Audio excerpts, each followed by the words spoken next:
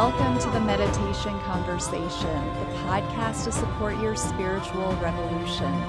I'm your host, Kara Goodwin, and today I'm joined by Lauren Leduc. Lauren is a visionary, teacher, intuitive, mentor, and mama. With the special gifts of cultivating community and creating accessible experiences, Lauren has taught thousands of students with her approachable and intelligent methodology. She's compassionate, thoughtful, and deeply invested in creating opportunities for others to grow and shine. And she has a new book out called Embody Your Inner Goddess, A Guided Path to Radical Wholeness, which is a 7-week chakra journey. So welcome, Lauren. So happy to have you here today. I'm so happy to be here. Thanks so much, Kara. So let's start by talking about what led you onto the path that you're on here in terms of yoga and spiritual teaching. Yes. So I grew up in the Midwest of the U.S., so in the Bible Belt in a very evangelical Christian community. And I didn't have a lot are of... you in Missouri? Yeah, I'm in Kansas City, Kansas Missouri. City. Okay, I'm in the Indianapolis Okay. area. Okay, so you're familiar with the culture. And Yeah. so I didn't really have much exposure during my childhood to yoga or really anything outside the realm of my religion and upbringing. Did you grow Besides up maybe evangelical? Okay. Yes, I did. So when I was a teenager, I really started questioning things like many do. And I had a lot of stuff compound all at once, where the pressure of fitting in and being the good girl and achieving, and then this questioning and not truly like knowing or loving myself turned into a really nasty eating disorder. And at age 17, my parents put me in like an inpatient program, thankfully, to treat it. And that's where I was exposed to yoga for the first time. One of the nurse practitioners was also a yoga teacher. We weren't allowed to do a lot of movement. We could do really slow walks, and that was about it. So I joined in really just because I'm like, oh, great, I get to move and stretch my body. I was a dancer. So I was surprised to feel the connection that I was able to feel in this dark room with a couple candles lit and listening to the breath and really going inward and feeling quiet at a time where just things felt really chaotic. And I was confronted with really my own psyche, like through all of the therapy and other things that were happening at the time. So that was my first exposure. And the questioning really led to releasing my religion and being more or less agnostic for a while, but still feeling like the pull spiritually to keep exploring and figure out what feels right to me. So over many years, I still struggled with the eating disorder as well as depression and anxiety and some addiction, debt, while also still exploring and expanding somehow at the same time. And then yoga really played an integral part of my healing about 10 years after that first class.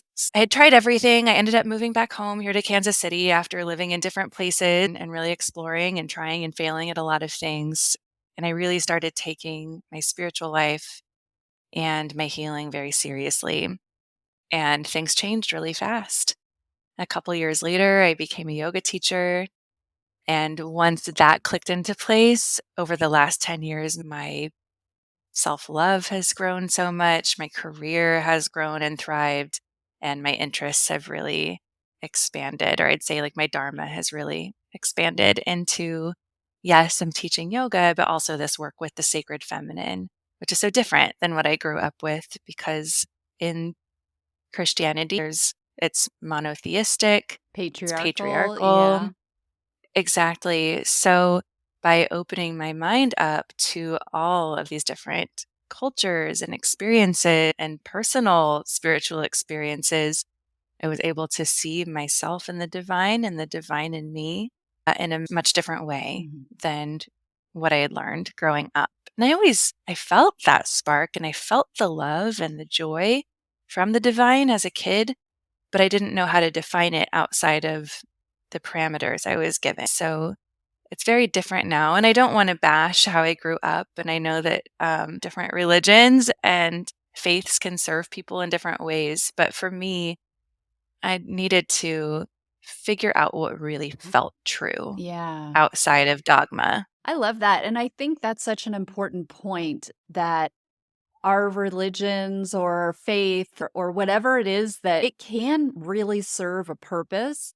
I just released an episode recently as we're recording this on cults and had somebody in who had escaped the Jehovah's Witness cult that they were born into.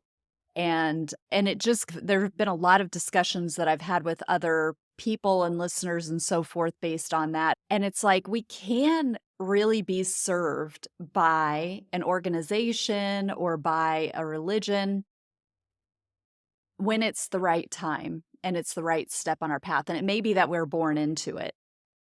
But there might be somebody who finds an evangelical church right now and they are addicted and they're lost and they have no footing for anything spiritual. And that might be the right guidance and structure and discipline that they need at that time.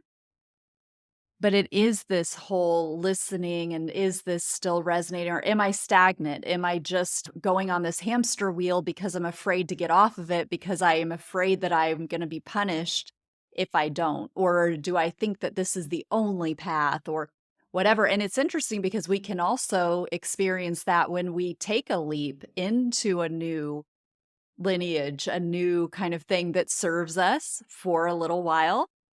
And it may be that we continue our evolution and then that's no longer as powerful for us going forward after a certain point. And so we always want to be on the lookout for, is this still serving me? Is this still lighting my fire?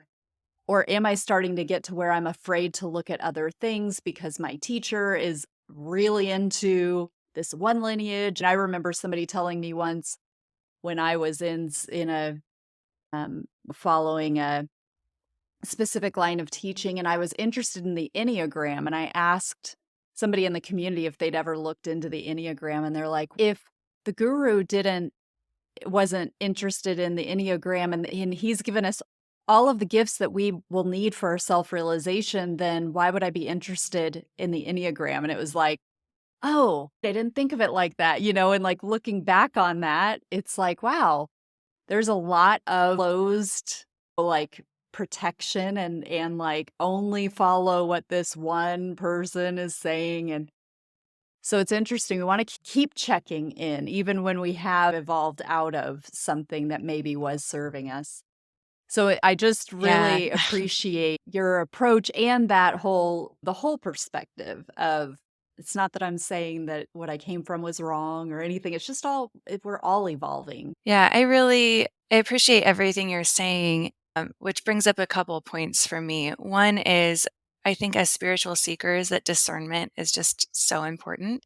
And I feel lucky, that I had that early experience where they're not really asking for discernment, they're asking for cooperation with the Ooh, religion or with yeah. the teacher, whatever it might be. And I feel a lot of people come out of growing up with religion and then they fall right into another, I don't want to say cult necessarily, although that could be the case, but another situation with some sort of authoritarian rule that takes away your autonomy.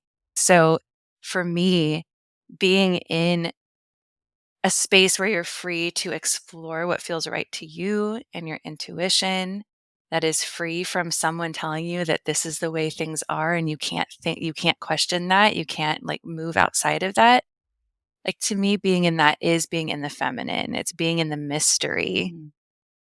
rather than someone telling you they know exactly the way things are, because no one really knows. I think we have glimpses of the divine through our experiences, but no one can tell us how to connect with the divine.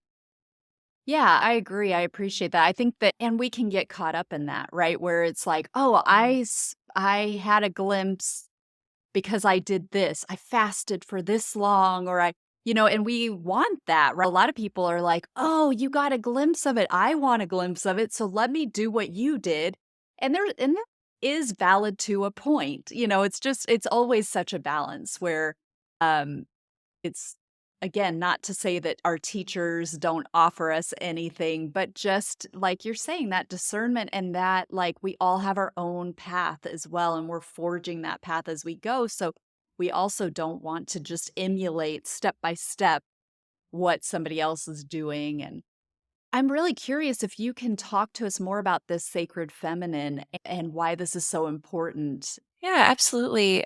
So my first exposure, I think, to goddesses and to sacred feminine was through yoga and through the different goddesses of Hinduism, and really studying them, kind of awakening them and embodying them within me was really crucial, I think, in my journey because they're also vastly different.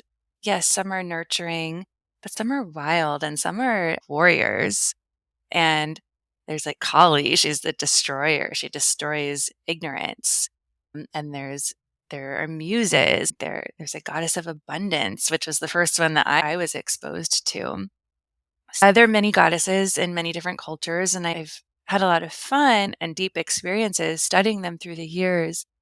But when I'm talking about sacred feminine and the inner goddess, I'm talking about something a little bit more personal. So it's not this goddess from a tradition, it's our own connection to our own inner divinity, particularly the feminine aspect of that.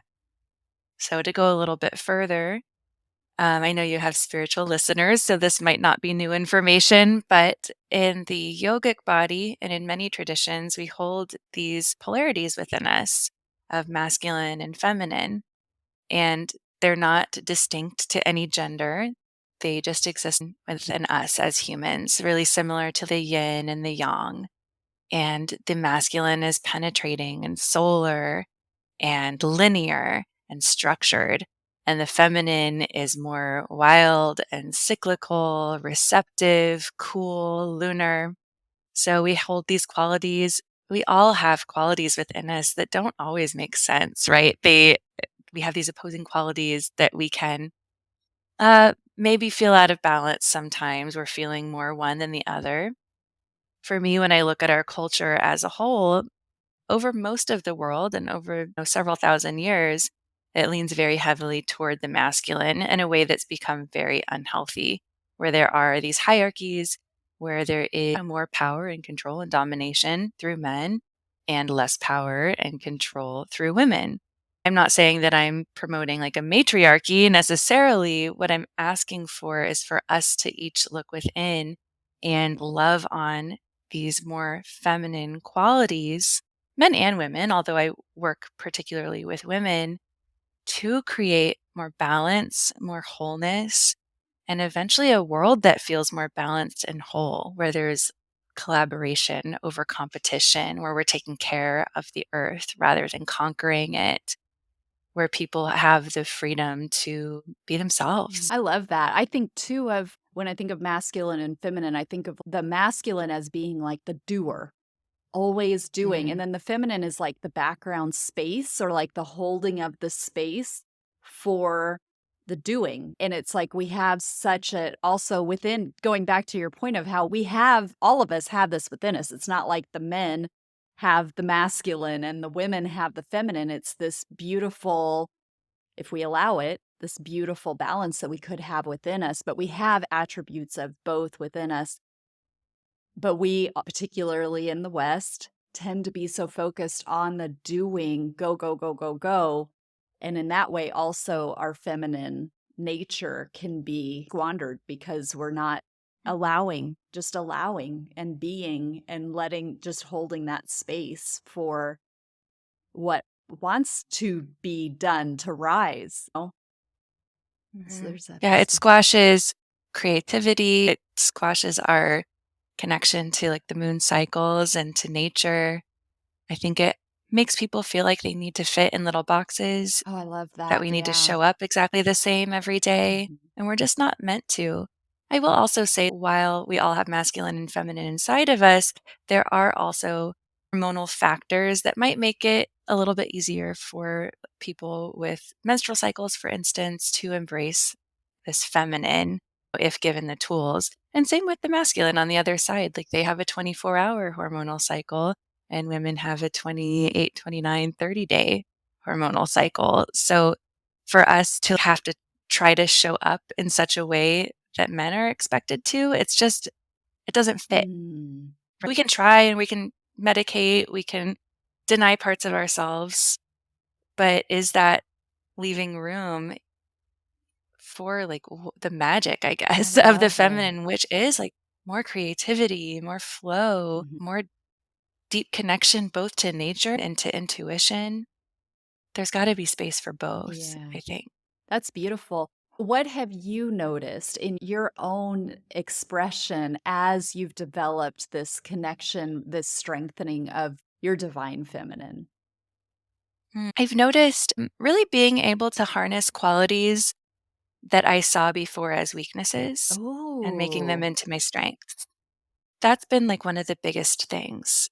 For yeah, instance, I was going to say, can you tell us yeah, about that? I've always had the capacity to feel in a big way, Hmm. feel all of the emotions. And when I was really little, and I have a almost 3-year-old daughter now, so I see this within her, the emotions would come and they would storm up and then pass through. But it gave me a really, I think, deep connection to life and an artistic outlook also, being able to feel in these ways.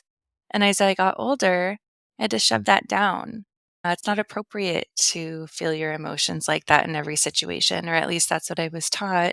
I love my dad, but he's always been this very like authoritarian figure. And my mom taught me as I got older to like not cry as he yelled at me and to like quote unquote take it like a man.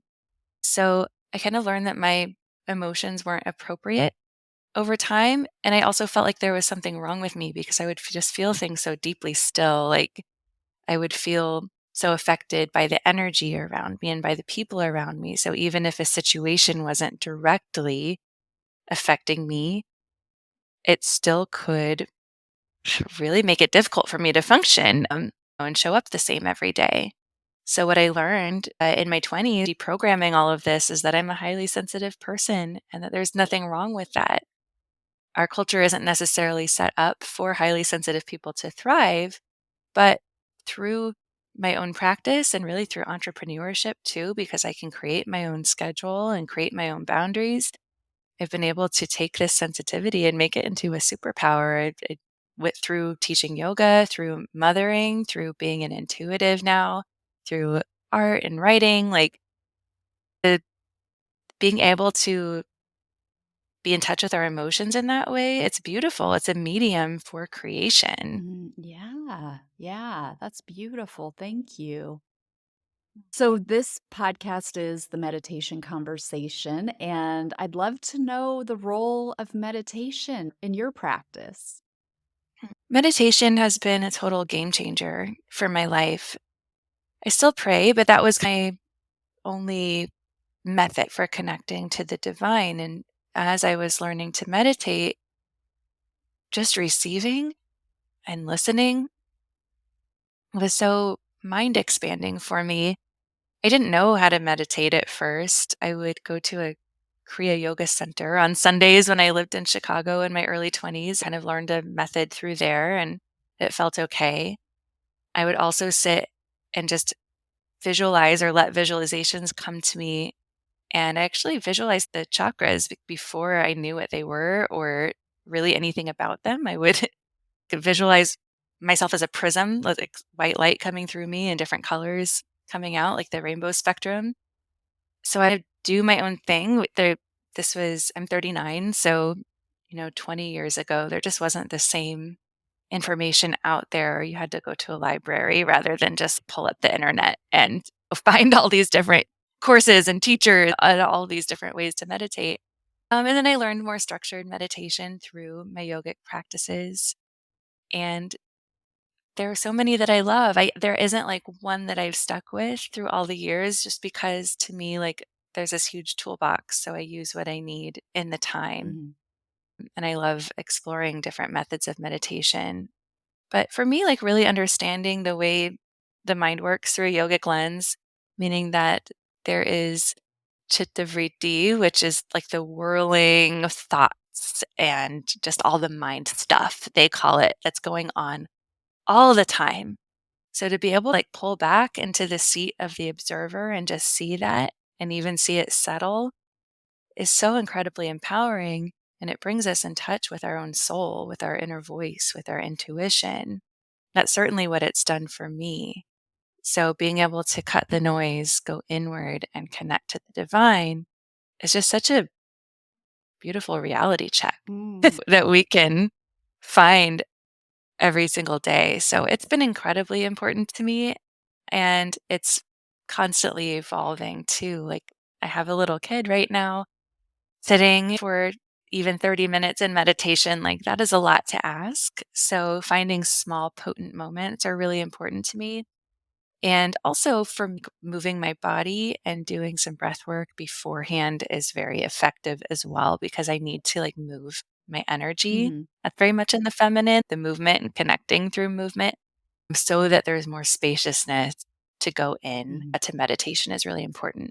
Beautiful. I love what you talk about where where you were picturing yourself as a prism and that light was coming in and then coming out in the rainbows. I know that your book is, the chakras play an integral role in your book. Can you talk about how the chakras are, how you use them in your book? Yeah, for sure. So for me, they're similar to something like Maslow's hierarchy of needs, right? So we look at like the root chakra, and it's all about survival and our bodies and our roots and our foundation, money, like all of the things that we need simply to like survive in this world and to create strong roots to grow from. As we move up the chakra system, we get into, yes, some of this still like very human things, but we go up and we connect to the divine, right? So to me, they're this beautiful like organization system of what makes us human and what makes us spirit as well. So as we go through the book, we start from the bottom, we start from the root, and we look at some really heavy things, to be honest, especially for women, like relationship with our own bodies, our inner children, pardon, with money, with our relationship to the earth. We look at these different factors and really like consider what our relationship is to all these things and start to really love on all of these different aspects of self too. And then we move up through the week. So we spend 1 week in each chakra. There's daily readings and then reflections. So an opportunity to journal on the topic, and then some sort of embodiment practice to really drive the information home. And then each week we can look at these different aspects of self. So week 1 is in the root. Again, it's about like your foundation as a human. We move up to the sacral chakra, which is in the womb space, and it's all about creation and sensuality and flow. And then we open up and up. So we get to look at these different aspects of self till we finally get to the crown, which is our connection to source, to goddess. And to me, by looking at ourselves in this way, it's really systematic, because like we journey upward and we don't really leave anything unturned, because the chakra system is so comprehensive in that way.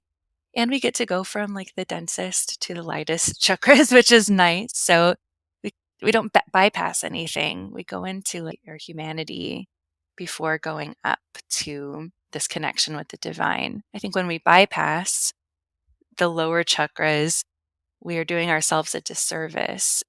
We're not really fully able to connect because we're denying specific parts of ourselves, or maybe shoving things down that need to be loved on and looked at.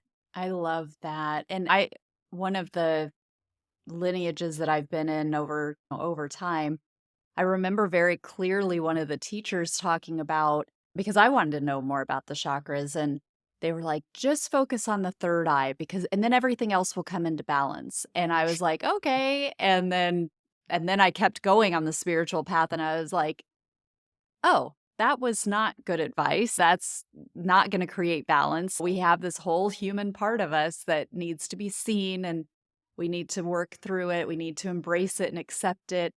and work with what is there within those chakras that is can be blocking energy flow and just be things that need to be released. And it doesn't just happen automatically by overemphasizing one chakra. No, yeah, and I think you see a lot of spiritual people who are well-meaning, who are focused more on the upper chakras, who just don't have a sense of groundedness. Hmm.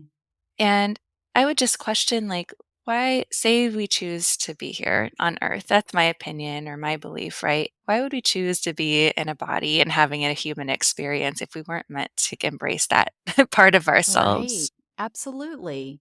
Yeah, I love that. So tell us, Lauren, how people can find out more about you and get your book. Yes, you can connect with me at my website, which is laurenleduc.com, LaurenLeduc. I'm also hanging out on Insta. I am Lauren Leduc, is my name there. I have a podcast called Your Spiritual Besties with my best friend Rashida, and we just riff on all kinds of spiritual topics. We do live readings too, which are really fun. So you can connect with me in those places. My book is available where books are sold. So you can go through a local bookseller, or you can go to the big guys, whatever you prefer. And yeah, I do one-on-one chakra and inner goddess readings. So I connect with the client's inner goddess, and she helps take me through the different chakras and see what can maybe be balanced or loved on. So yeah, a lot of different ways to connect with me, and just, I love when people actually reach out directly. So I think for you, Kara, and probably me, a lot of the work we do, we put out in the world, and we put it out and just hope that it touches lives or makes change. But it means like everything to actually hear directly from somebody. So if something touches you or makes a difference, or you have questions or want to connect more, just reach out directly. I'm always happy to hear from people. I'm sure you feel the same way. Absolutely. That's so well said. Yeah. Wonderful. Well, thank you so much, Lauren, and congratulations on your book. It's so lovely to meet you and connect with you today. Thank you. Thank you so much, Karen.